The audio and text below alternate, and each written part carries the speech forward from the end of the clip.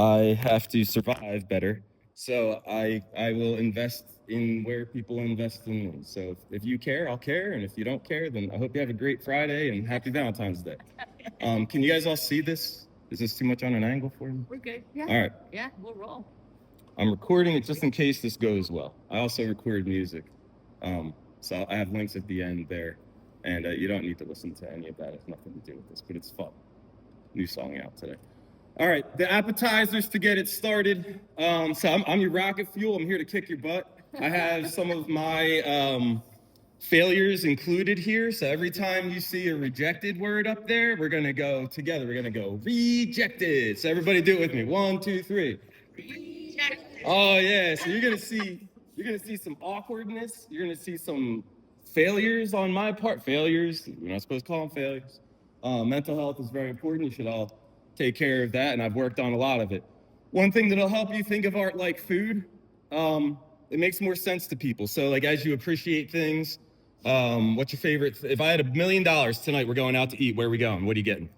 Nachos. Nachos. Okay, so it takes you under a second to come up with that. I'll go with you. Would that be nice?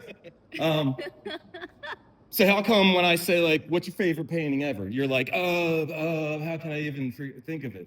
You know, like art's something that's made, food's something that's made, movies are something that's made. Think about art like food, and then when you go into a museum, it's kind of like going into a restaurant. Do you like it? Does it taste good to you?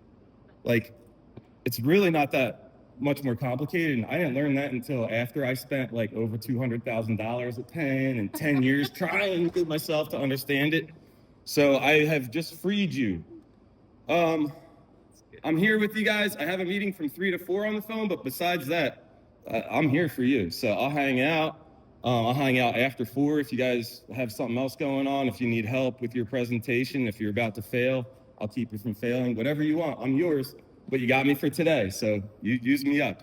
I do have my contact information at the end, though, so you can always reach out to me that way, too. I will try to give you practical things that you can use.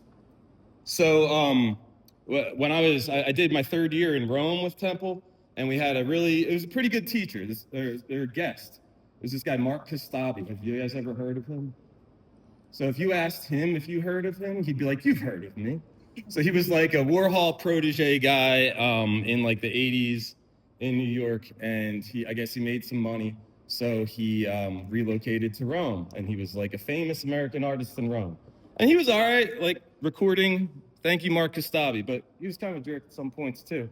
But what was kind of neat was right at the start of it, he said, like, I'm gonna give you guys something, so even if the rest of this goes bad, it'll be good. So he like picked up a piece of tape and he poked a pen through it. And he said, I open up so many things that are wrapped in this tape, and you struggle with it. So if you ever want to open up something that's taped, just poke a pen into it and it'll open. And honestly, for the first like 2 years of reflecting on my experience in Rome, I thought that was all I got from Mark Kostabi.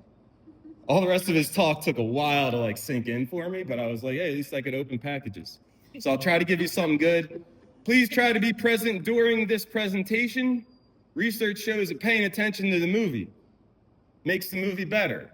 So there was some study out there. I hope you guys are all college people. Go find it or do it yourself. They split people up randomly, class by class. All of you guys have to sit and watch the movie, random movie. All of you guys are totally encouraged to talk and eat popcorn and check your phone and go take a poo-poo, whatever you need to do. And time after time after time, no matter how they broke them up, guess who thought the movie was more favorably really reviewed the movie? Who did? The people that couldn't get on their phones, the people that had to sit and watch it. So maybe, just maybe, your presence is part of my effectiveness. So if you think I stink at the end of this, maybe look in the mirror. But you can also give me tips, because I would like to do this again and I'd like to be good. So please let me know. So with that in mind, to be present, take care of your anxiety. Clinically, I am on medication for that, thankfully. So we're gonna do starfish breathing. This is your first practical thing. You ready? You're all gonna be present together. We're all gonna do just a quick breathing. You ever done starfish breathing? No. We're gonna breathe in and out on each finger, slow as you can. Move your finger up and down it if you like. It feels nice. And we'll do that, and then we'll hit it. All right, ready? Here we go. 1, out, in, out, In, out. In, out. Last one. In, out. Not bad, right? Not only do I teach, but my wonderful senior Nico's here. Everybody get up for me. Not only do I teach seniors, but I also teach 7th graders. Has anybody worked with 7th graders in the past? We'll have to do a starfish breathing sometimes, you know? Okay. I didn't even get to the good stuff yet.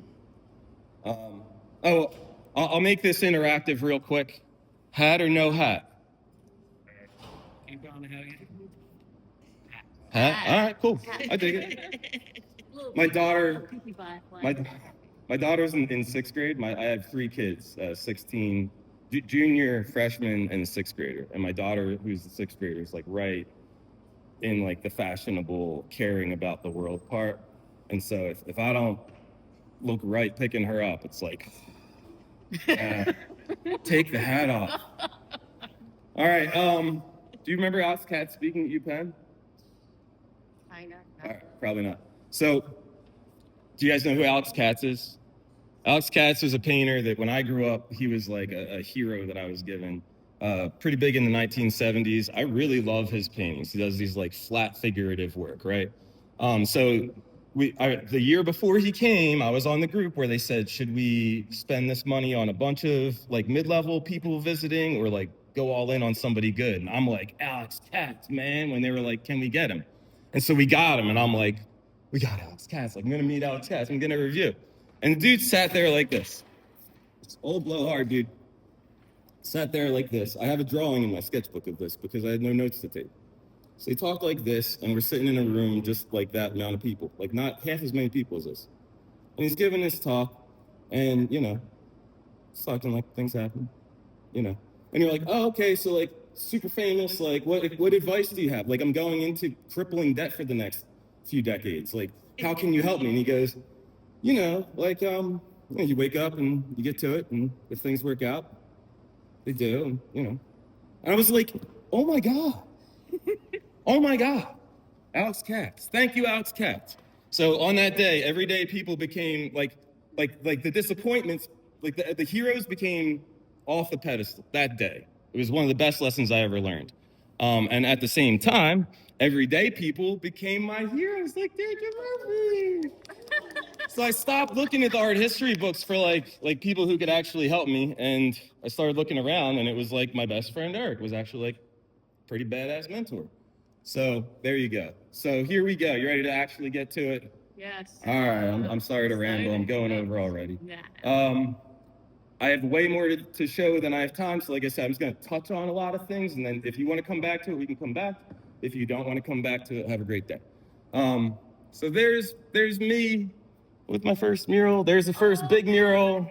There's one I'm most known for, and that's me in my classroom. That's what I look like every day. How old were you with your first mural? That's it. I'll get back to this one. That's 8th grade. Wow. If you thought you were awkward, you don't have me beat. Is it still up? That's still there. Yeah, it was Rush Middle School, and now it's the Northeast Kappa in Philly.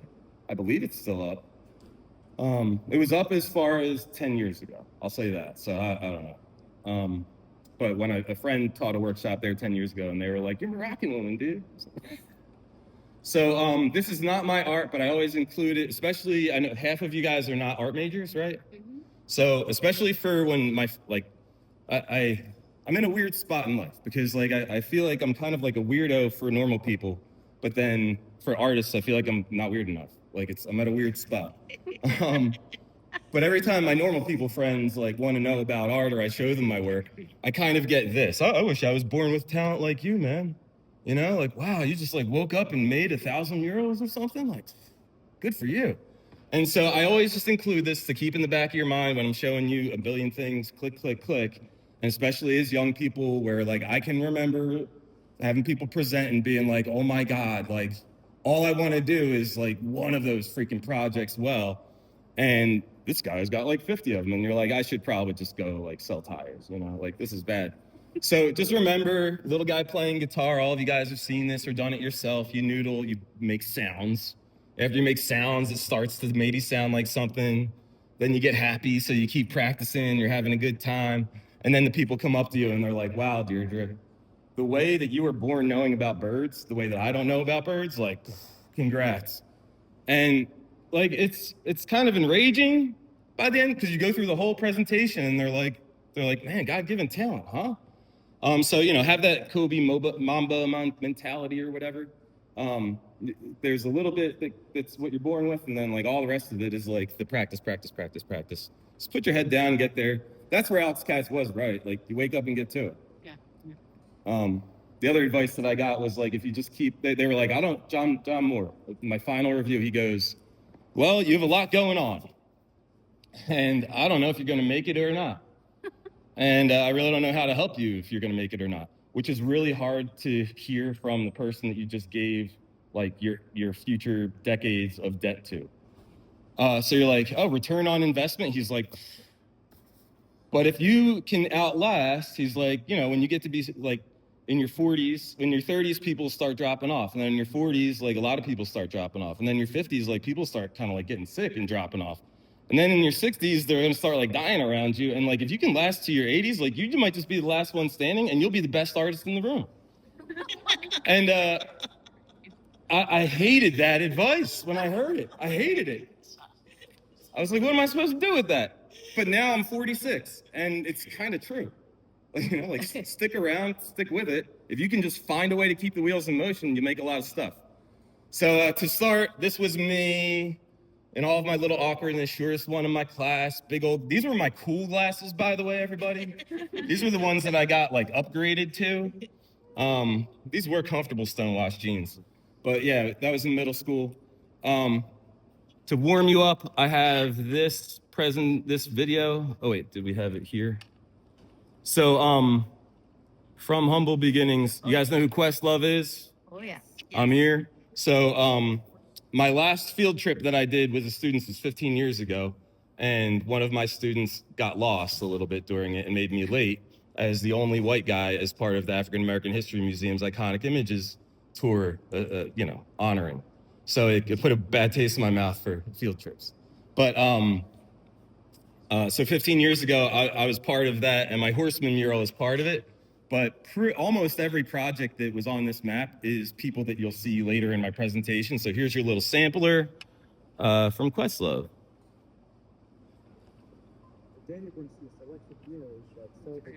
Can I, yeah, hold on. We'll try this again. All right, so this is 3 minutes. Welcome to the Mural Arts Program, Albert M. Greenfield, African American Iconic Images Collection 3. I'm Questlove with the Grammy Award-winning hip-hop band The Roots. And today you're going to see a selection of murals that celebrate the African American experience in Philadelphia. You'll recognize some of the faces, from civil rights leader Cecil B. Moore to Sixers All-Star Dr. J, and diva extraordinaire Patti LaBelle. But at the heart of this collection are the people who, from day to day, contribute in meaningful ways to make Philadelphia such a dynamic and unique place to live. You want me to interject when I see stuff for dope? That's my favorite mural. Good! Gorgeous, right, guys?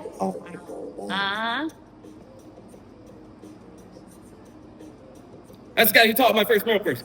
People coming alive in the 60s. First Parish football girls in the city. Wow. That's my other mentor, Josh Santitis. While pretty like trees, holding the day like green umbrellas, catching Paris Stansell, the assistant on the first part of the Horseman mural. the word, and from the word to the painting again, it'll be like one long river flowing back and forth. You get to stretch out and look out like that. And once you look up, you're going to smile, you know, because you're going to say, look at that beauty. This title cannot be spoken. It has to be done musically. You have to sing the title. So the actual title is Absolutely Awesome North Philly. Absolutely Awesome North Philly. Yeah, I never had a singing title. That was a good move. Message to the people. I think that when you drive south on Broad Street, you see something that stands out and says, Broad Street, you're alive. I never grew up knowing anything other than my father as a man of the people. Jackie Robinson did the baseball into professional sports Same year that I started, that put the mural program on the map. Wow. The significance of the Malcolm X mural is having a strong historical figure, an African American, Ernell Martinez, right, studio name. standing at the gateway to our community, saying, Wiley Johnson talking. education is paramount, and it is through education that we are going to uplift our community. He was my community contact in the game. Dottie Smith, her mother Dot, as she's called, is like a mother to me, and not just me, but so many other people in our community, but also is literally a living jazz legend. We pulled up outside of the house, and about 7 or 8 black men and children and horses rode by. And it was this moment for us where we said, wow, yeah, we want to live here. One of my neighbors came to me and asked me how would I like to be on the mural, being one of the oldest people left in the neighborhood. And I said, well, I don't know, I'm not sure. My grandson said, Grandson, let them put you on it, that's allowed. They walked up like, this would have to us, it don't have to happen to you. We fought for this, for y'all have to do what we did. And Martin King, all up back in the 60s. You're going to carry the motto of the city of brotherhood. Then you better do everything possible to make sure. Creative for guys. That's my first prison project. Lincoln's Legacy. Crazy headed. Way over budget. Double budget. All right, there you go. That's all I got. Awesome. Okay. How many years have you done in Philly? To be perfectly honest, I haven't been asked that as much lately, and so I haven't I think around 30 that I've been part of or that I did myself ish. Yeah. That's of me as an artist. If you want to talk about as a project manager or coordinator, pretty much double that. So probably 60, directly I'm talking about. How am I doing so far? So good. Right. All right. There you go. Right? I know. There you go. All right. I got to go a little faster though. So there is that. Got these nice pop-ups I figured out last night. So why would this kid be hired? Why would this kid? This is me senior year. I was not actually homecoming queen. It was a joke by my friend on the yearbook committee from the Halloween. This kid had no idea what was coming. This is where this kid would go after school. I worked at Shopping Bag. My primary duties were collecting trash and shoving it into dumpsters and trash compactors. I eventually upgraded to the express lane, which was phenomenal. I actually really liked that. I was making a whopping $4.15 an hour, and then I got a raise to $4.25 an hour, which after taxes is still $3 and less than the dinner that I bought. So I thought it was great. I was I'm doing life. I was awkward but ambitious.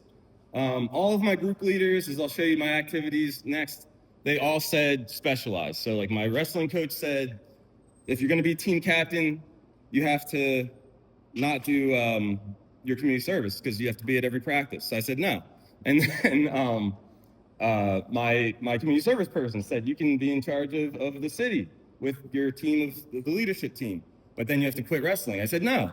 So I'm gonna tell you to take good advice, but right off the bat, I'm gonna undermine myself and say, only take good advice that you get, because that was not really good advice based on what was important to me. So there's the money I made. So I had a great teacher, Miss Cooperstein, rest in peace, Coop. So Coop kept encouraging me. She had a little post-it on the wall going into my studio, and every day for 3 months, she said, you should call this number. Instead of stocking shelves, you could paint murals. And I was like, it's probably volunteer. I was a typical senior, and I was like, you're dumb, you have no idea about me. And then eventually, I think I just had a bad day at work. And so I was like, I'll call. And changed my life. So in high school, I was scattered. They all told me that. I had art club was my group. There's me. We were all the art majors, but then I also did community service course. So this is me and the crew just at my high school that we did community service. And then I was a wrestler. Oh yeah, city champs, 96, what? And then we have this, but this tells you why I didn't take their advice. It says, it isn't the position you hold or the title you have that matters, it's the difference you make in the lives of others. I heard that at a leadership weekend, and it really affected me, because up until then, I thought it really mattered. Like then I was like, well, if I'm not a team captain, like how will I ever be successful at wrestling? And it turns out you can just like show up and pummel a guy, and you're still good. I got the coaches award, so like that was cool. So there's my first mural.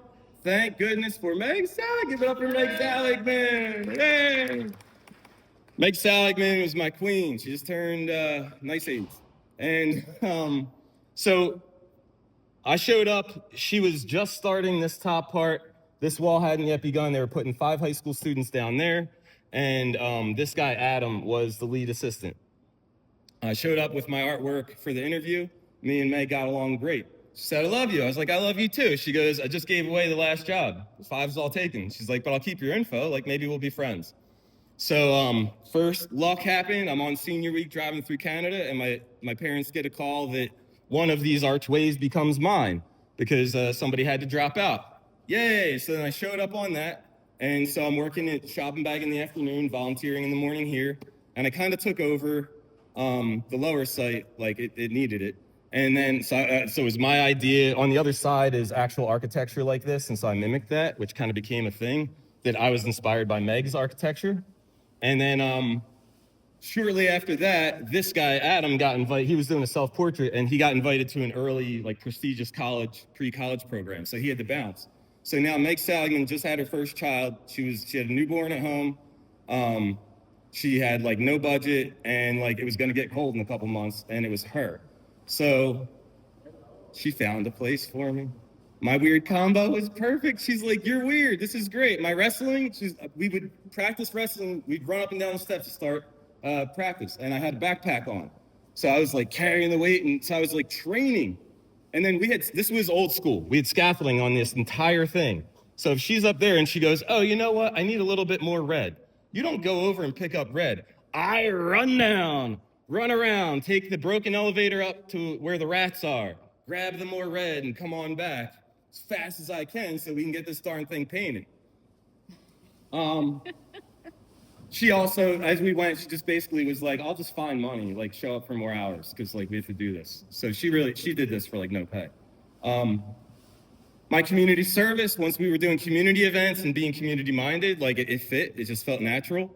My academics that I was minded for, when you do proposals, presentations, and planning, like you have to be able to do math, you have to be able to present in front of people, you have to be comfortable putting together a plan, and like it was normal.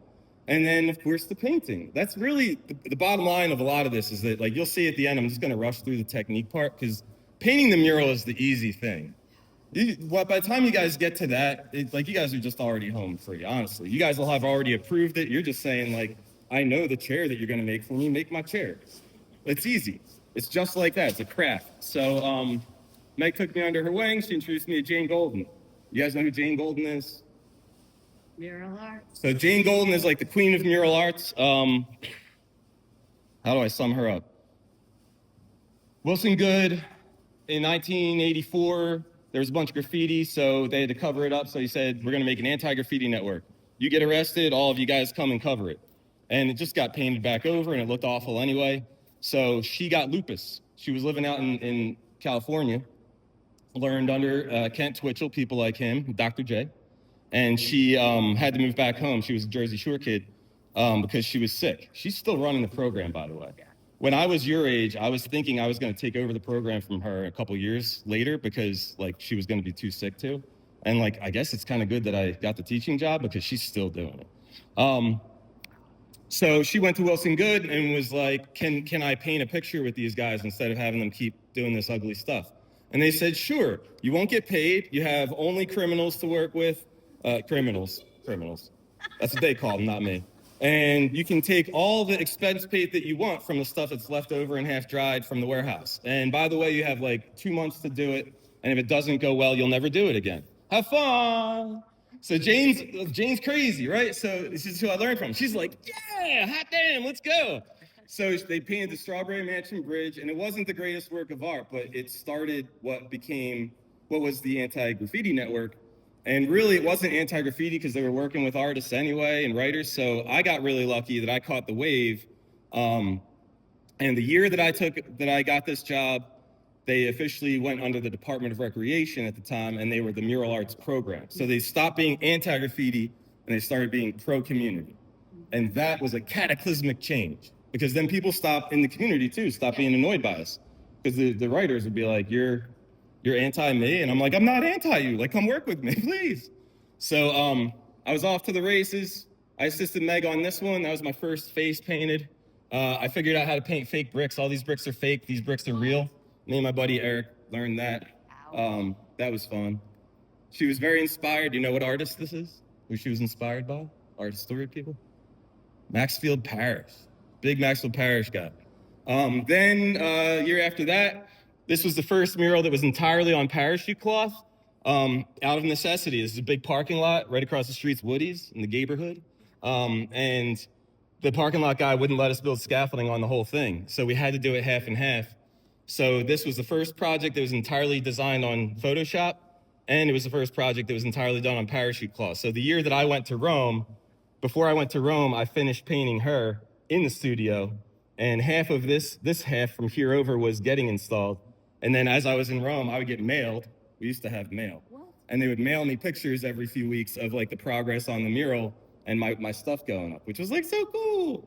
And then I told the other guys, the assistants, I taught them how to do the fake brick. So I was starting to level up. This was also a fun one because it was just weird. Meg had a couple things of success, so she's like designing it. She's like, can we do like some weird stuff in here? So there's like a violin like playing itself.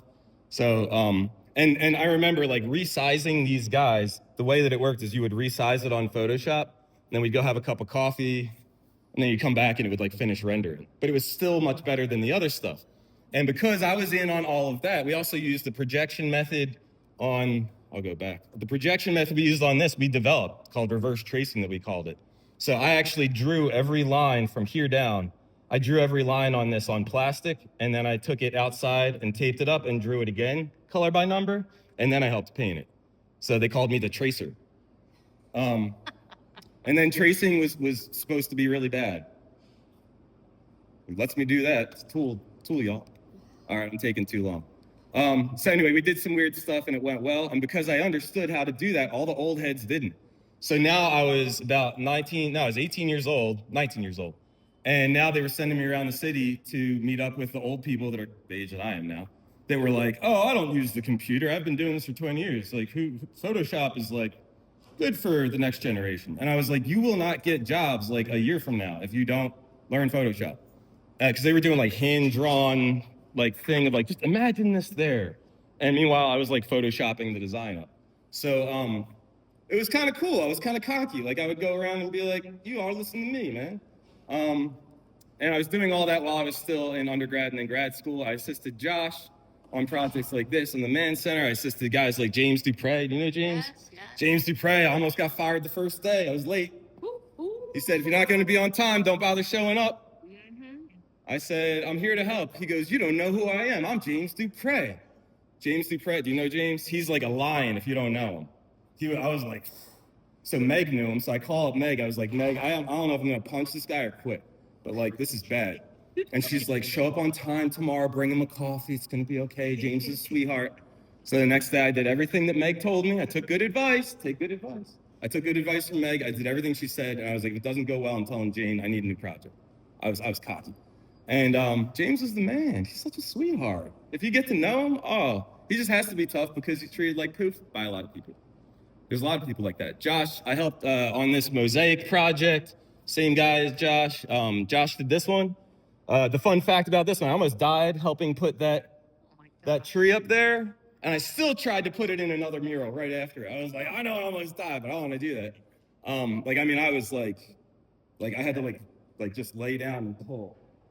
To not die. And then that same day, we got a phone call from the local Republican organization. I think it was called, like, I'm not trying to take political sides. I think it was actually that like organization. And they were concerned because murals are supposed to be about diversity and like everybody, but we only had a black girl up there. And we were like, well, she's part of the reading program in the library across the street. And they were like, well, could you, I remember hearing this phone call with Josh where they were telling him, like, could you just like lighten her skin a little and, could you make her eyes like blue and her lips a little bit thinner? And Josh, I love Josh. At the time, he was old. He was like 30. So he knew what he was doing. I was like, do it, dude. And I remember him being on the phone. I almost just died, by the way. Same day. And he's on the phone and he's like, okay. He's like, well, do you realize that this is like historical, like Hollywood racism kind of stuff that you're doing? And they're like, no, it's not. We're just talking about representing the community. And he's like, all right, like I'll talk to Jane, like sure. And he just like placated them. He's like, you know, I don't agree with what you're doing. He was smart about it, but he basically, in a really nice way, was like, you can go kick rocks. And we finished the project and the little girl came out to the dedication. And Josh was like, I hope those people are at dedication looking at her, you know? And I dealt with that on some projects, and there should be diversity and there should be equity. I want to say that, but it all needs to be done in a responsible way. All right, collaborations, I helped out with this and this. This one was with Jane. Jane was at that point where she did not yet realize that she couldn't be a muralist. So she was still trying to be a muralist, and then she'd show up and paint it, and the whole time she was painting, she'd be on the phone helping somebody with some project. And so I got into a big argument with her because I painted this to be this like classy, what I thought, this like classy border, and she wanted it in full color. And we had a big argument one day about it, and she's like, just paint it in green, it's gotta be green. So I was like, okay. And so I thinned it out with water so it would look really crappy. And I was like, oh, it looks terrible there. Like, look at my really nice tree, nice flower. And she was like, okay. So, you know, politics, it's not the arts. Hell, I could have painted what she said. Atia, I can't tell every story. She was a neighborhood person. So a lot of the neighborhood was from Puerto Rico, so it's to make them feel at home. Atia Rodriguez had a boyfriend that was on drugs. She got pregnant. She said, you can't be a part of our lives if you're gonna be on drugs. He said, if I can't have you, no one can. He murdered her in the alley around the corner. So this was both an honor to her and a celebration of Puerto Rican life, trying to do that at the same time. So that's part of why I didn't think this should be totally like pretty, you know, like not pretty, but celebratory. All right, I got to do some of my own projects. This one was my first one of my own that happened to be purely by coincidence at the playground where I grew up. I played baseball right there my whole life. And this guy, Pat, I was told that this kid, Pat, died. When I was in grade school, Pat was the kid that taught me how to do graffiti on my pencil case, and I was bad at it, and he was really good. So fast forward at the end of high school, or a year after high school, him and his friends got into, and he would always hang out there, but they would get in trouble. But him and his friends got into a car crash and he died. They were drinking on the highway, so they can't do it in tribute to him, so like nobody knows what to do. So all his friends tag up this thing as like a tribute to him. And so the rec people are like we can't do that. We have to paint it out. So do a mural that'll like shut them up, basically. So I made this like somber, surreal mural. This is not the greatest design ever. Like this is like 17-year-old me like saying a prayer. And so I painted that, and then shortly after, somebody went with gold paint and they sprayed his name fading in the sunset. And I was like, yeah, like that's the mural. Like that's it, you know? And so the rec guy calls me up and he says, all right, it got hit with graffiti, just like I said, and we agreed with them. We were gonna paint it out within 3 days of when it's hit with graffiti. So I lied. Sorry, Nico, don't lie, but I lied. So I was like, oh yeah, but like I'm up at Tyler now for school, and I've had this car trouble, so like I can't come until the car's good. And then when I checked in with him again, I was like, oh, like the paint is rated for over 50 degrees, and like it's too cold to paint it. But like we'll see if anybody hits it more, and in spring, like I'll fix it. And then by spring, nobody touched it, because especially by them spraying that, like nobody was gonna mess with this wall. And it was like a perfect project. Mural Arts went back to it a couple times. So it's part of how I got stuff done. These are more of my own ones. This was a fun one where a racist lady kept walking by and saying, why are you putting black kids on that wall? I said, we figured out the demographics of the neighborhood and put them on the wall. I had just come from Rome and Florence where I saw statues like that, trying to honor the kids. She goes, our neighborhood used to be just all white kids. And I said, yeah, it did. So I said, thank you. So thank you. Every day I said, thank you. Do you like the painting though? She's like, yeah, all right. And then, yeah, inner piece, this was a fun one, Trompaloy steps. People would go up and lean on it. Beautiful building, one hacked off side, just like Broad and Spring Garden. Oh man. You're good. I'm at my time. Are we good? No, you're good. Keep Okay, going. so then we get to my full-time job, educational outreach coordinator. So for the murals, I became like a producer, director, writer, actor. Every time I would encounter somebody that was in my way, I took the full-time job only. I told Jane, if I'm gonna do this instead of teaching, I have to learn everything I can from you so I can take over one day. And so she said, all right, you can have lunch with me a couple days a week. And so then I would just complain to her at lunch, and she'd be like, you know, what, like, why are you having trouble with this project? And I'm like, because so-and-so's not like handling the budget right. I can handle the budget. So the ambitious young guy of me, like I would just work 80-hour weeks, and like I was happy to do anybody else's job that would help me do what I wanted. And I just kept empowering myself that way. I worked with a great team of people. I love the people that I worked with. But, you know, you kind of want to do your own thing. You get stuff done. And then I also worked with adjudicated populations. So she had just started the Graterford program, and so I leveled up. And so this day changed my life. So this was the first project they did inside Graterford with a bunch of guys mostly doing life. And I knew nothing about any of that. And she said, well, if you want a job, this is a project that I got enough money for this year, and I don't have time to run it. So you can run it for this year. And if you can raise enough money, then you can have a job next year too. And then we'll just work out murals when you're not doing that. So I was like, you know, 24-year-old me was like, this is a great job. Let's do it. I can have a family like this. So I went into the prison. I really didn't think I was going to do it. They made me take my earrings. I had a couple earrings. I had to take them out going in. And they had this dedication. My buddy Cesar, that's Paris too. Cesar and Paris helped the guys paint this. This is part of the healing walls. There were 2 murals. And I was like, whoa. Like I met the guys, and it was different, you know? Like these were guys that, there's Eddie right there.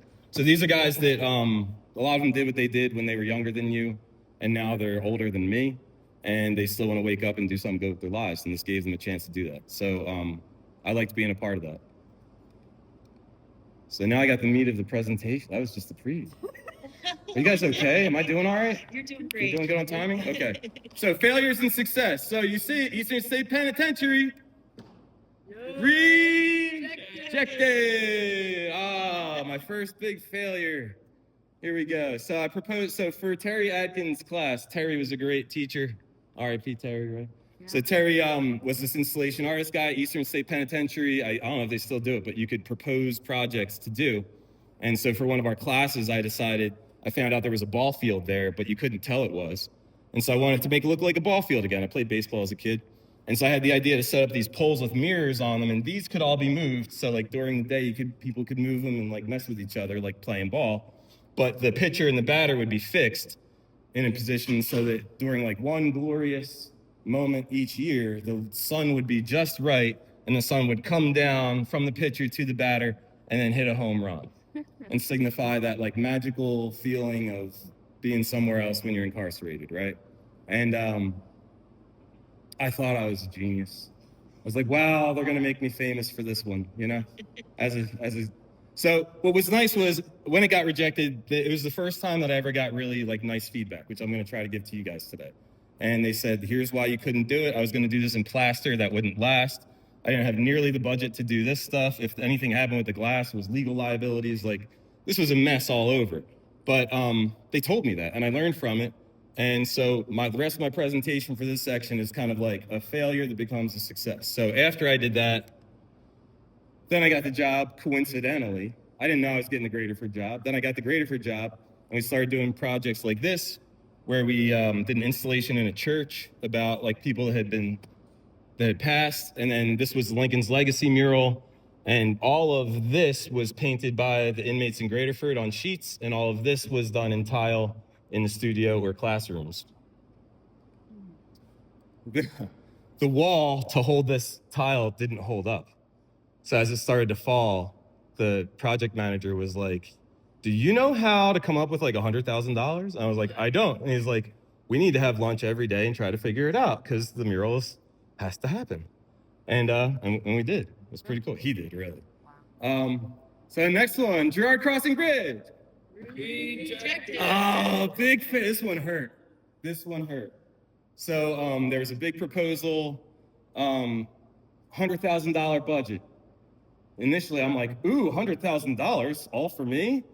So I got my friend Eric, who's my collaborator, you'll see in here. And I was like, dude, we're gonna like propose this. We're gonna like put ourselves on the map. Like, this was right at the end of grad school. I had a study abroad in 3 weeks in London. So I had a month before the study abroad in London. I'm like, all right, I'm going all in on this for a month. Then we linked up with this guy doing wrought iron fencing. We were gonna have it dipped in paint. So it was a rainbow. So as you drive across this bridge, it's a rainbow spinning for you. Brilliant. Oh, and then we had mosaics with the history of images from the history of Girard down here. And that was what Eric was in charge of, the mosaic part. Because Eric was Josh's, the way I was Meg's, Eric was Josh's like main guy. So I'm like, oh, this is gonna be so great. And then even though I wasn't doing what I was supposed to do for grad school at the time, in my final review, I was gonna be like, here's all the best I could do with grad school, but everybody check it out. I'm legit. I have a $100,000 project I'm about to get. Boom, because we were finalists. It was us and one other guy.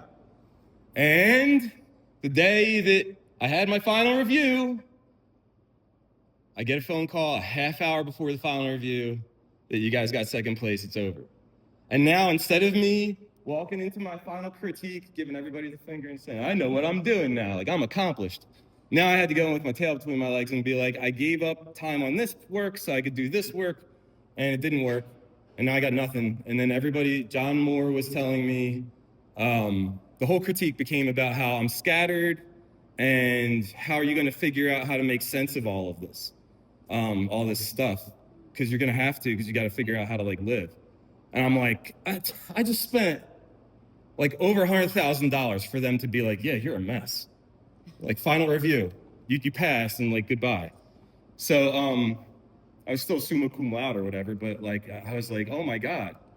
But I got the mural job, and I was like, to hell with it, we're just gonna go. So when I got the mural job, this one then came up, and so Eric had all of the mosaics ready to go. And down at 3rd and Girard on a library, they needed something. They had a very short timeline. They're like, anybody got anything for 3rd and Girard? Eric and I were like, yeah, we do actually. So Eric got to do that one. That year, I got to do my Everyday Heroes, like my hero here. This one got buried on the tour for years because Johnny Doc was in it. That's a whole other story. And then while I was doing that, I was in charge of all the assistants and interns. I started that program for them. So all of my interns helped Meg. So I couldn't help Meg anymore. So I told Meg, if I can't help you, I'm going to get my equivalent. And I would hire at least 3 of the interns for her. So that's Broad and Lombard. Another failure. School of Philadelphia, not Athens. Oh, this is a bad one. So short turnaround. I hear about it. Got to come up with something quick. So this is on a school. I'm like, I'm going to make the School of Athens. I am Raphael. This is going to be phenomenal. You can go to Italy or you can come see me. This is going to be so great. And so to get like the proof of concept, we didn't have Chat GPT yet. So I had to go around meeting all the community people that I thought would go into it. And it turned out, so I go into this meeting with the head of the school thinking like he's going to be like, wow, see, even like the School of Athens is in it. Wow, this is going to be amazing. Just turn it out. And he goes, well, you really know how to mess up a project, don't you? I'm sitting there with Brian Campbell. I was like, excuse me, sir? You know? And he's like, he goes through why he hates him, and that guy's a jerk. And so this guy had no relationship with any of the leaders of the community. And he just wanted his own, and he told me like what the mural was going to be. And at that point, I had done a bunch of other projects, and I was feisty. So I didn't blow up at the guy, but I told Brian, like, this project's done, we're going somewhere. So we went somewhere else, and we met my good friends at the Blocco di Oro right down the street. And, I love that project. This was so cool. Joaquin was in the news. You want to hear a weird side story? Sure. So we painted this whole thing. He played guitar at our dedication. He was in the news 2 years later for a really bad reason. He had a heart attack. He went to Frankfurt Hospital, Tarsdale, and was sitting there, and he died while he was sitting there waiting for care. And not only that, but his watch was stolen from him, from his dead body. So that got on the news, and that had people maybe reconsider like the methods there. But this was a cool one. Back to the nice things. This poem was done. All these poems were done by guys incarcerated to be able to contribute back to the neighborhood where they grew up. Some of this was painted by them. Some of this was painted by the people inside here that did all the dancing and dressing up. And this one, a few years later on Broad Street, it got on buses and the trash cans. So that was kind of cool. I saw Joaquin walking down the street. I saw a bus. Somebody's like, yo, dude, I saw your mural on the bus. Another one. You ready, guys? Oh, man. This was going to be it, guys. I was so afraid of being pigeonholed. I was like, I'm going to be this realist Trompalui guy forever because I was 23 and, you know, it's forever. What can you do, you know? So I'm like, I'm not going to get pigeonholed forever. I'm going to change it up. I like pop art, too. I'm going to make a weird pop art mural with these kids. So I work with this group, the schools across the street. They wanted something to do with the environment. So I talk about the seasons with the kids, and they say, like, seasons are like, in life, there's seasons. And we're like, yeah, let's put it on the wall. And remember the one that I almost killed myself? I was going to almost kill myself again with that. I was like, this will be so great. Everybody's going to see this and be like, knock it out. And they said, we just need more Jason. We just need it to be more like, you know, Jason. And I'm like, well, what do you mean? Do you mean like realist or Trompalui? Like, what do you mean? And they're like, we know what you're saying, but it's not that. Like, it just needs to be more Jason, you know? And like, this was like a low point. Because I was like, I have nothing left. I gave you everything I have. And like, I don't want to be pigeon. I don't want to just redo projects. So I was like, this is, like, I was dejected. And then I came up with this. So this was more Jason. And Jane liked it so much that she made the background of her official picture for like decades, which is pretty cool. So good on her. One more, maybe two more. So we got another one. You ready for it? Not rejected. Yeah. This was a good first step, actually. This is a good little lesson. I got you, didn't I? So Brett Cook Disney came on town. Brett Cook Disney, talk about like lightning bolt guy. He came in, he had 3 weeks to do these two projects, super energy, big Rasta kind of guy. He's like, yo, how are you doing? You gonna paint with me? Get 5 friends, let's go. He was like that kind of guy. So good with the community. And since he left after 3 weeks, he had like no responsibility after any mess that he left. So it would be like, yeah, like, you want to paint too? Yeah, like, drop some paint. Like, we'll clean it up.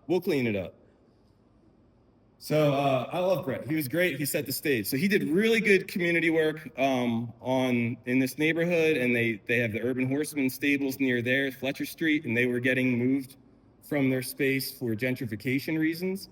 And you can take whatever politics you want from all of that, but the reality simply was that there was this group of really nice guys that were very present, and the community felt a need to honor them and bring some attention to them. And so that became my job. And so as the coordinator, we at least got the lower part of the wall, and we had the kids out. We didn't have a lot of time, so we projected directly on the wall, and this is what came of it. This was the final thing. And everybody was like, that was so much fun. Brett is the best. Bring him back. We want more. And we're like, Brett was in Mexico. He was that kind of, he's like, I don't know where he's at right now. He's probably in Australia or something. And his assistant, Paris. So then we're like, okay, so I'm still the project manager for this one. And so I'm like, all right, Paris, you can run it. Everybody loves Paris. And Paris is like, I cannot cover over the work of Brett. Like, I just can't do it. But I'm like, if you have to, you can. So I was like, all right. So we got to find somebody. And we're at a community meeting to try to figure out what we're going to do. And they all wanted Paris. And Paris is like, I'm not doing this. And so I'll never forget, I'm in the car with Jane, with this little hatchback. It was Jane and Kathy, my supervisor. And like, we were just completely stuck. And kind of like half jokingly, I go, well, you know, like, I'll do it. And they're like, and immediately Jane's like, you can't do that. And Kathy's like, you have other projects. Like, everybody's like, absolutely not. Like, this is not your project. What do you know about the Horsemen? And then nobody else turned up. So like, I was their only option, I think. And I did that. And now it's like my hit song. Everybody likes it, you know? It was on that collection I showed you. I got to meet Prince Charles. This was the official Associated Press picture. My father-in-law calls me up and he's like, yo, you're on the cover of the paper, man. I'm not supposed to have this picture by it. So that was really cool. None of my students, when you guys were younger, you were sitting in the room and I was like, oh, I just got to meet like royalty. They're like, is it William or Harry? And I was like, no, it was like the prince. And they're like, oh. Like, that was like basically my was like, okay, here I am in Jenkintown. Welcome to Jenkintown. Nobody gives a damn about what I do. Sorry. I love Jenkintown. So as I was doing that, I was becoming more and more spreadsheets and meetings guy, and I would visit the classrooms that I was in charge of, and in the prisons, I would work with the guys once a week, and it was just the best part of my week. So after a while, it was like, if this is the best part of my week, then why am I being an administrator? Why am I being a teacher? And so I'm like, I'm only leaving for a really good job. And then my current principal, Mr. Roller, was the principal of the elementary at the time, and he was good friends with the people living above me that I was renting from, that knew that I was disgruntled. So they were having dinner, and he said that our teacher was doing an early retirement and the job was going to pop up. And thankfully, my friend Christine is like, you got to meet Jason. She runs down, gets me, come up right now. And I made friends, and so that's where I worked for the last 20 years. Right before I left, we had this was a nice little side note. We had a good meeting. The Knight Foundation, the Ford Foundation came, and they had buku bucks. And so I prepared like so many spreadsheets and stuff to try to get this money from them, because like our program was flailing. Like we really had nothing. Like it was about to die, and I was about to leave. So I was feeling pretty bad, and I was in the car with the one woman from the Ford Foundation, I think it was, and we had just left Graterford. We visited Graterford for the day. We gave her a whole pony show. I had spreadsheets for her, and it was an exhausting day for everybody. And she goes, look, man, can you just like tell me what you need and what you're gonna do with it, and I'll let you know if I can do that? I said, all right, I'll tell you right now. I had been in the details of it so much that I knew how to summarize it. So I was like, all right, if you give me $5 million, we're gonna do boom, boom, and boom. And if you give $5 million to the Parkway thing, they're gonna do one big sculpture that looks like this room, and it's gonna be a big green or red Clausenberg sculpture. You get one sculpture that an international guy comes in and builds for the people, and it's iconic, and you can do that. Or you can float the entire restorative justice program all throughout the city for at least like 3 to 5 years. So you can choose. And I have everything right here ready to go if you hit go. And she goes, well, that wasn't so hard. I was like, oh, I got $5 million. So then when I went to the guys at Graterford, and I was like, I got to go. But I was like, you guys are on, like, we got it. And the program thrived. My friend Eric kept teaching there. So now we're getting towards the end here, I'm sorry. So then I'm in year 20 at Jenkintown. This was a proposal that I originally gave to our superintendent 17, I think, years ago. And just like 3 weeks ago, I proposed it to our principal again. And I think we're gonna do it. So when you graduate, there's gonna be we're the Drakes. This used to be a pond, the football field. So we're gonna make it look like silhouettes of ducks, and we're all red and blue. Every family has a color in Jenkintown. So after graduation rehearsal, the students are going to go up, and there'll be an outline, and they'll paint their duck flying away, red or blue, with whatever, and write whatever they want in it. And then during graduation, they graduate on the field here, so they'll see themselves flying away. And then all the teachers and administrators, when we drive to work for the next year, we can see our little ducks flying away and think about that. And then the next round, we'll get to do it the next year, you know?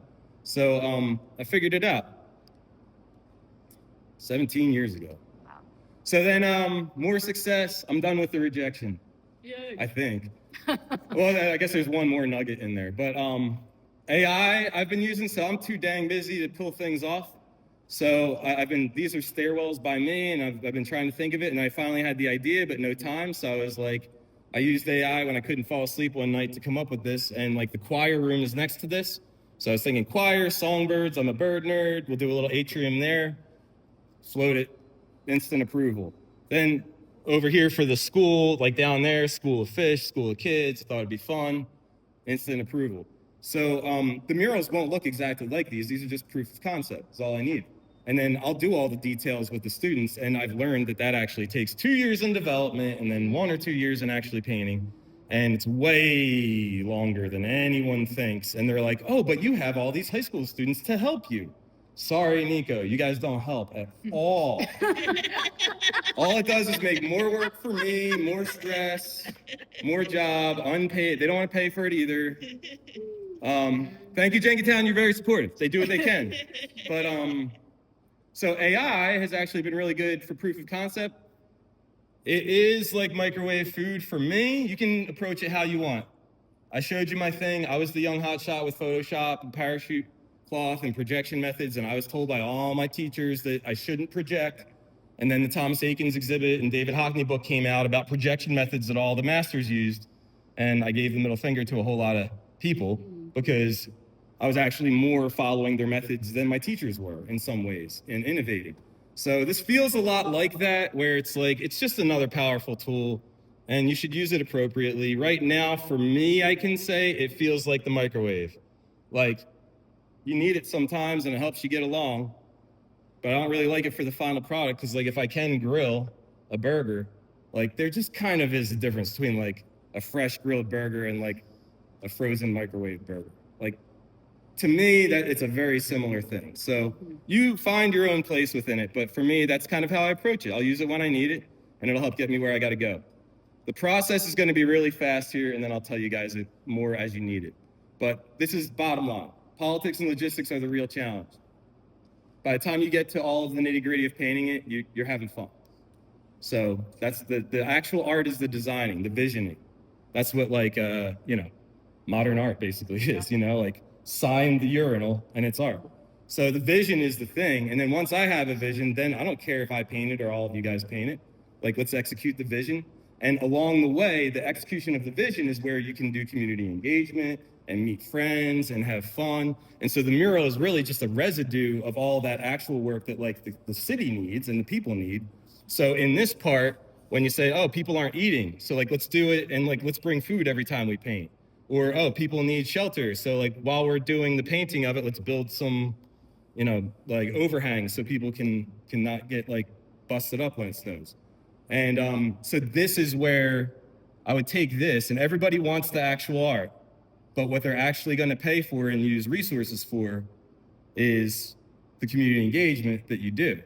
And if you understand that, like, hybrid of it, then as much as you want to be the brilliant artist, the new Picasso and all of that, if you can actually be Mother Teresa, you're going to be rich and famous and you're going to help people. And then you can still be Picasso. You can be like Picasso, Mother Teresa. But if you don't focus on that community engagement part of it, you're not going to be able to do that big painting unless you're friends with really, really rich people that don't care about other people, that just want to do one big thing. There's not many of them around, though, those rich people. Most of them are really helpful. I know chat's listening, so I got it. So community meetings, you guys already did, right? So look at all that hair. Yeah, thick hair. Woo! He was the guy that was talking in the picture that said, like, I want to live here. This is in the house across the street from the thing.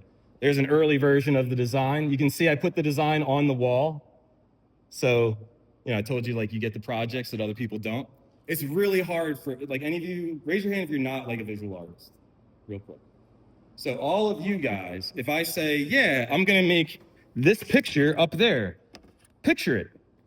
It's kind of hard for you guys. And the artists don't get that. So we're like, the artists keep going, yeah, picture it, just picture it, just picture it. And instead, we started to picture it for you. And all of a sudden, they were like, yeah, I like that, but don't do this and don't do that. And they all say yes, and they give you money, and they tell you to go.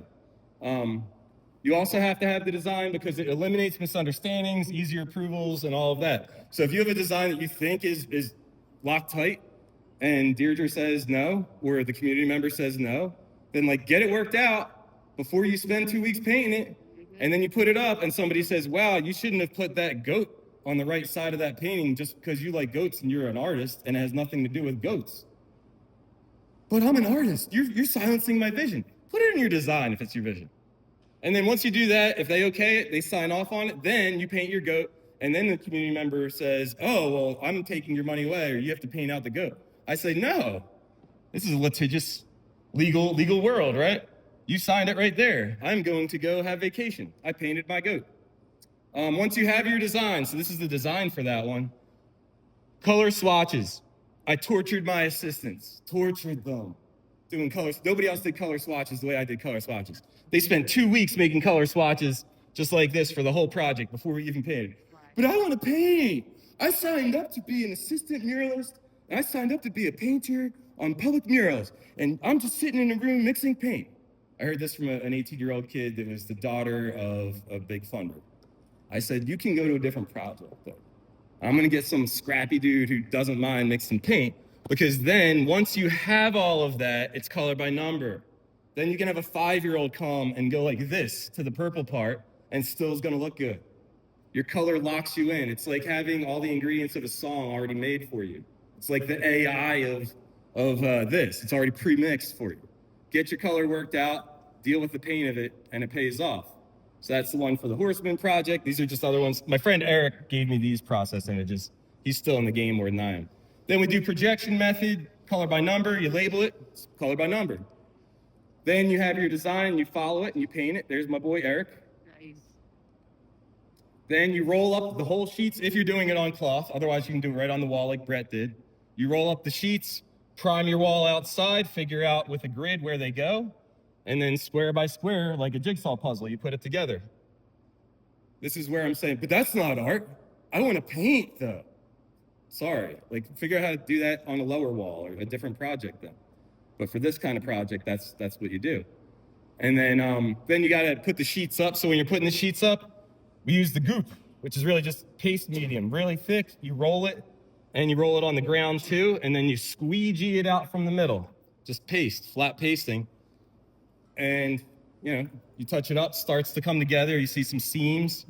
So you go around fixing up the seams. There's my boy. It's one of my groomsmen right there. My roommate. So that's pretty much where we're going. This is the end point. Get ready. We're coming up to it. Did I do all right so far? So good. Take a breath for a second. We're not done yet. We're not done yet. So dedication and documentation is essential. Dedication, what I mean by that is like an event where you dedicate it, like a ceremony. The community has to feel ownership. If they do, it doesn't get hit with graffiti. If they don't, you messed up. Because remember, the mural is the residue. It's the reminder of all the good stuff that you did. And usually when murals' lives end, it's because that community has moved on and there's people that don't know that story if it wasn't passed down. So you have to give them the ownership for it. And everybody works their butt off. I was an assistant. I didn't have my name. I had to fight to get assistants' names put on murals early days. Because they were like, well, there's 5 assistants. I was like, then put 5 names on the mural. Like, what's wrong with you people, So we celebrated. There's my girl, Meg. There's my boy, Eric. Look at all that hair I had. Oh, my God.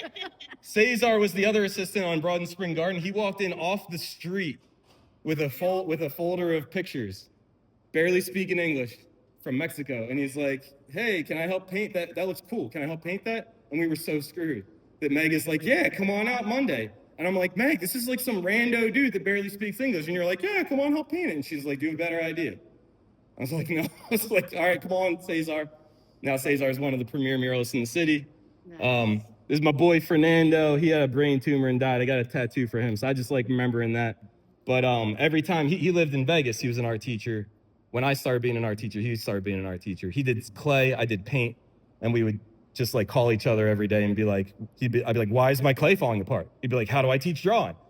And so he's my boy. But every time he would come, we would drive through the city and eat and look at new murals. Nice. Usually ones that I worked on, which is kind of cool. So I suggest that to you. There's another hot tip.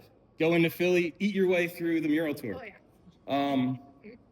Success, celebration, more. So this was what the Horseman dedication looked like. And the whole point of that mural was to like bring that block party out into that sense of the block party the guy was saying out into the world. And in this picture, I love it because you can't tell the difference where like the mural ends and the people start. And my cousin got married that day. And this was the last thing that I officially did for the program before my Jenkintown job. So I was all properly dressed up for the wedding and gave my big old speech. We got to ride horses.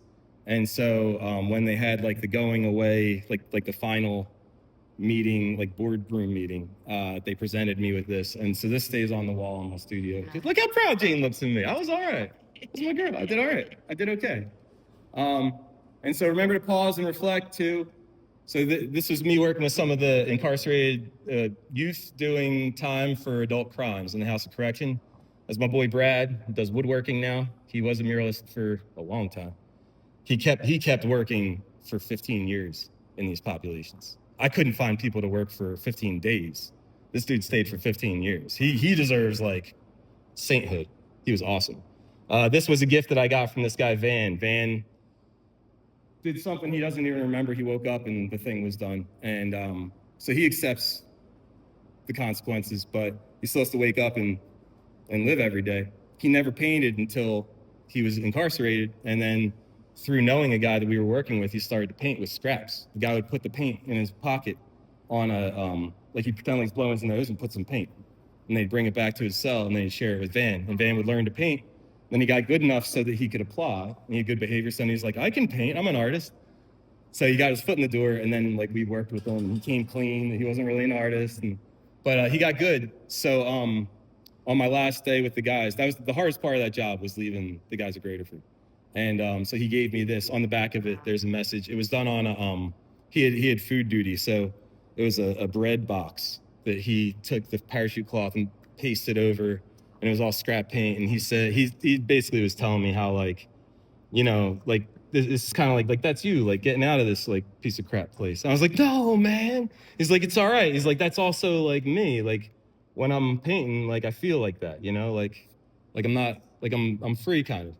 And so, I don't know, try to tap into that for yourself. I keep this next to me every time, like, anywhere in my studio or at school. Van, by the way, got relocated closer to home in Virginia, and they didn't have a mural program there. And guess what? Now they do, run by my boy Van. How freaking cool is that? Didn't even paint. So life is weird. Final thoughts, I had a bigger field trip, and it was rejected. Oh, well, this is a fresh wound, guys. I thought I was gonna have like 10 kids here or more. So I can learn from it. I can do better next time. I can expect a nice part 2 on the next slide next time I visit, I hope. My core 3 that I've gotten to in life so far that are helping me a lot lately. I take good advice. So like my high school art teacher, interview for mural arts, interview for mural arts, interview for mural arts. Back then, I wish I would have just listened to her the first time. Interview, you know, like take good advice that you know is good advice. Get out of my own way. Stop convincing her, oh no, I'm like the smart high school kid. You don't know my life. Just be like, oh, it's good advice. I'll make a phone call. That's easy. And then if you don't understand it, what I've found is you should still probably do it. And then along the way, try to understand it. So I could have still called Meg, and then after talking to Meg, talked to my teacher and said, like, why do you think I'm good for this job that I don't think I'm good for? So if you can do the core 3, you're gonna be pretty all right. I am happy to be here for you. So contact me if you need anything. This presentation images are all there for you. My homepage that has links is there. If you want this presentation, I'll give you a couple minutes here to get that while I'm talking about these. So you'll have the whole thing. More resources I have here for you are my slide portfolio. So I've done a bunch of other work too. You can see it there. Tips on mural making in schools. You can use the same tips for like any community or corporate. Like, go get money, man. Why not? Horseman mural story. I always get interviewed, so I just put the compiled interviews there so I don't have to keep telling the same story, but it's a nice one. I also make music on the side, which I have a lot of fun with, and I figured out how to release it. So if you want to know how to release music, I don't know how to make money off it yet, but I know how to release it worldwide. I can tell you that very easily. So you can see my band site that's really fun. You'll see 8-bit versions of that. It basically got us through COVID, and we still do it. My grunge band will be playing talent show next Friday night. Oh, get ready. It's kind of subversively political, but I'm not making any big political thing. It's just subversive. It's just us having a good time. My folky band also has music that basically got derailed during COVID, but I'm releasing all of our old music before holidays this year to celebrate it. And so we just had a release today. It's called The Letter, and it was a song written by my banjo player because he had a cat he had his cat that was there for like 15 years as he worked at home, and it died. So he says, "This is a letter I'm writing to thank you, my friend. You'll never read it, but I hope someday we'll meet again." And then more music is there. Thanks to Eric, thanks to Deirdre, thanks to Jenkintown, thanks to everybody that was in the thing, and thank you to you for listening. I think that's it. Way over time. Take a breath, man. I'm sorry. So good. Thank you. Wow. Okay. So we just got like a